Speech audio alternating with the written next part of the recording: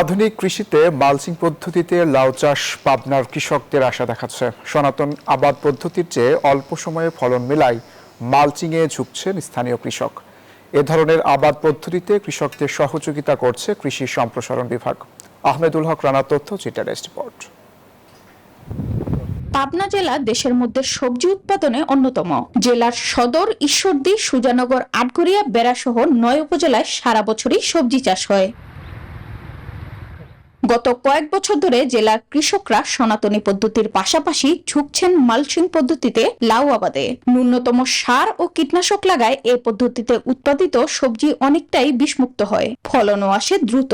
বিগত দিনে যে পদ্ধতির লাউ আবাদ করতাম তার থেকে অনেক গুণে খরচ আমরা বাঁচতেছি। এই পদ্ধতিতে আসি মোটামুটি লাউ খুব সুন্দর হচ্ছে, লাউ বেশি হচ্ছে, লাউ ফলন হচ্ছে, আমরা কৃষক লাভবান হচ্ছি। পোকামাকড় কম হয়, ফলন বেশি হয়। এখন আর কি ফলন পাচ্ছি এখন পার সপ্তাহে 75 থেকে 100টা উঠছে। কৃষকদের মালচিং পদ্ধতিতে লাউ চাষের সার্বিক সহযোগিতা করছে কৃষি বিভাগ। ফাঁদ থেকে শুরু করে হলুদ ফাঁদ সব বিভিন্ন ধরনের ফাঁদ আমরা কৃষকদেরকে ব্যবহার উদ্বুদ্ধ করছি। এই প্রযুক্তিগুলো খুব দ্রুত সম্প্রসারণ হচ্ছে। আমরা আশা করছি আগামীতে এই মালচিং পদ্ধতিতে লাউ চাষাবাদ আরো উত্তরোত্তর বৃদ্ধি পাবে। মাঠ পর্যায়ের কৃষকদের আধুনিক কৃষি পদ্ধতি প্রশিক্ষণের পাশাপাশি আর্থিক ও কারিগরি সহায়তা দেওয়ার দাবি স্থানীয়দের। Desk report, news 24।